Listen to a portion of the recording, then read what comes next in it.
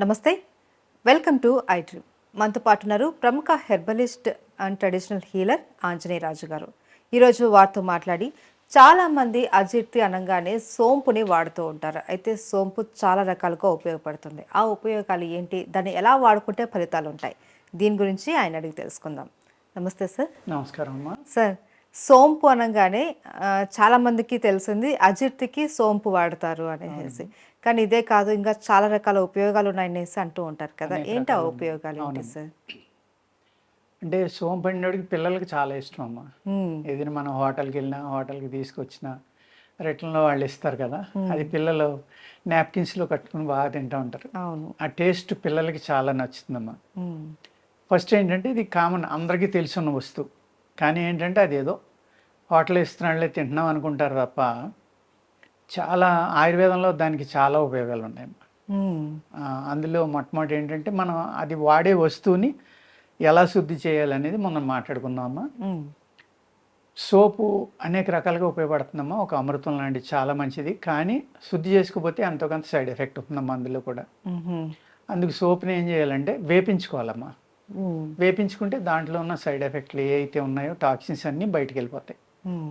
Second thing ఏంటంటే, లేదు అంటే ఒక సున్నం నీళ్ళలో నానబెట్టుకోమంటారు. ఒక 3 గంటలు నానబెట్టి తీసమ్మా ఎండబెట్టేసుకుంటే శుద్ధి అయిపోతుంది. అదేవిధంగా సోపు పైన ఏదైతే తొక్క లాంటిది ఉంటుందో అది కొంచెం అరగటానికి లేట్ అవుతుందమ్మా. మంచి ఫైబర్, అది మెత్తగా కొట్టుకోగలిగితే, కానీ నలగదు అది గమ్ముని.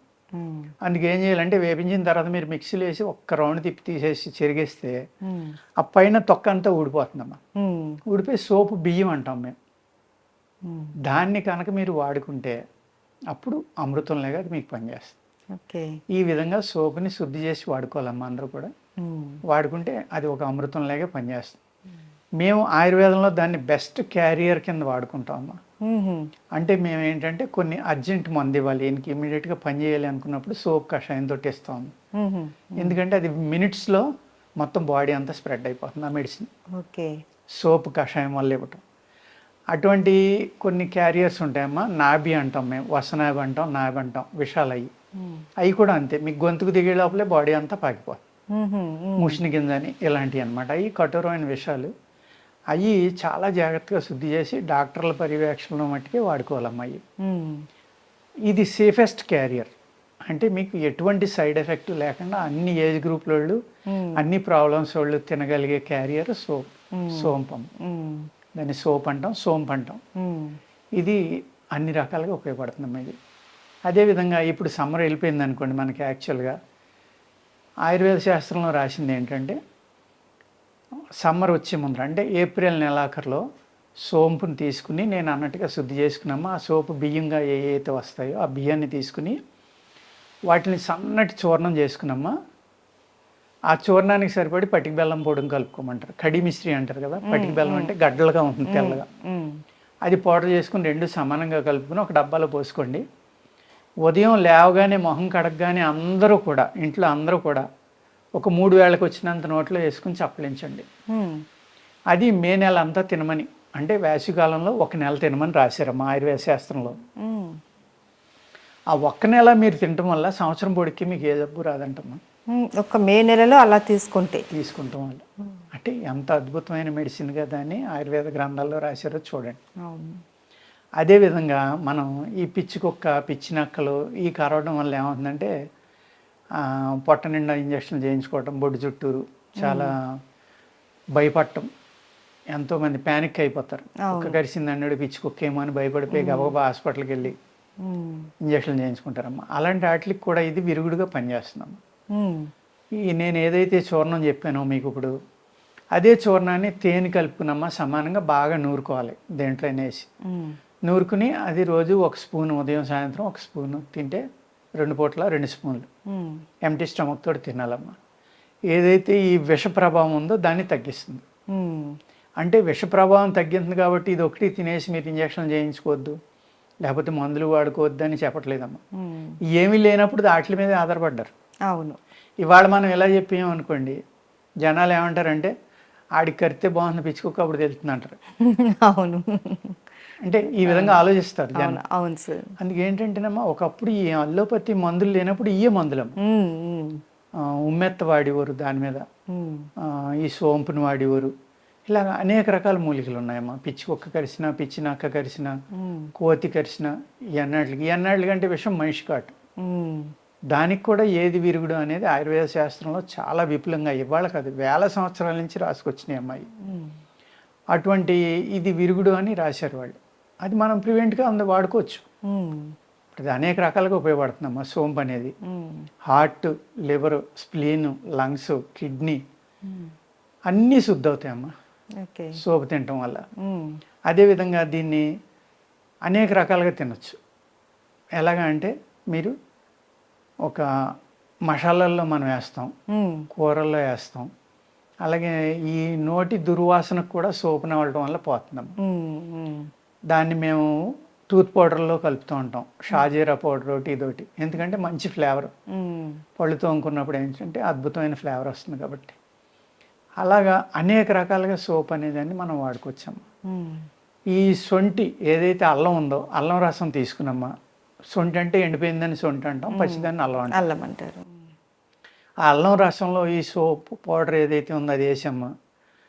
కొద్దిగా సాల్ట్ వేసుకుని బాగా నూరి ఉమ్, దాన్ని ఒక గిన్నెలో వేసి వేడి చేస్తే పేస్ట్ గట్టిపడేదాకా వేడి చేసుకున్నామా. ఉమ్, దాన్ని మాత్రలు కట్టుకుని తింటే అజీర్ణం మీద అద్భుతంగా పనిచేస్తుంది. ఉమ్, పిల్లలు కానీ పెద్దలు కానీ ఎవరైనా సరే, ఎవళ్ళ అజీర్ణం మీద అయినా సరే చాలా బ్రహ్మాండంగా ఇది పనిచేస్తుంది.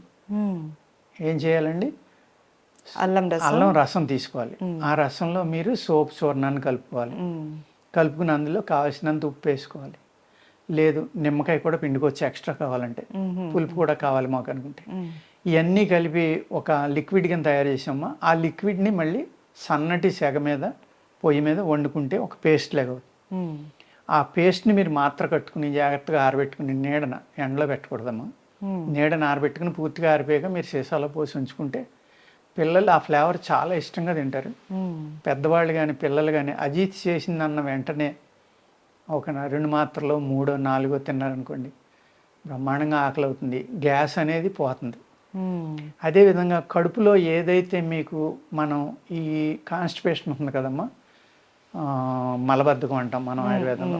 ఆ విధంగా ఉన్న వాళ్ళకి ఏమవుతుందంటే అది మలం పేరుకుపోవడం వల్ల పొట్టలో దాన్ని చెడు పదార్థాలు అంటామమ్మా మేము. ఆ చెడు పదార్థం ఏదైతే పేగులను పట్టుకుని ఉండిపోయిందో ఆ చెడు పదార్థాన్ని అంతా ముక్కల కింద విడదీసి మీకు మంచి మోషన్ అయ్యేలాగా, అంటే మోషన్ మందు వేసుకున్నప్పుడు ఇది కూడా తింటే ఆ ఏదైతే పేరుకుపోయిందో దాన్ని అంతా విడదీసి బయటికి పంపించేసమ్మా ఈ చెడు వాసన అనేది కూడా తీసేస్తుందమ్మా. ఉమ్. ఇన్ని రకాలైన ఉపయోగాలు సోంపులో ఉన్నాయమ్మా. అవునవును. మనం ఏమనుకుంటామంటే సోంపు పన్నెండోడికి ఏదో హోటల్కి వెళ్తున్నాం తింటున్నాం, లేకపోతే మసాలాలు వేస్తున్నాం, ఉమ్, ఉమ్, లేకపోతే నోట్లో 4 పరకలు వేసుకుని నవ్వులుతున్నాం, ఈ విధంగా ఆలోచిస్తాం. కానీ ఆ సోంపు మొక్క యొక్క వేరు కూడా ఉమ్, చాలా అద్భుతంగా పనిచేస్తుంది. ఉమ్. వేరు ఎలా వాడుకోవాలి? ఆ వేరునే తేనెలో గంధం తీసి ఏదైతే సోపు మీకు గంధం తేనెలో కలుపుకుని తింటే మీకు ఈ పిచ్చికొక్క విషయం ఇలాంటి విషయాల మీద విరుగుడుగా పనిచేస్తున్నాను. అదేవిధంగా సోంపు మొక్క యొక్క వేరుని మీరు గంధం తీసుకుని తేనెలో గంధం అవ్వట్లేదంటే కొంచెం నీళ్ళు వేసుకుని తీసుకోవచ్చమ్మా.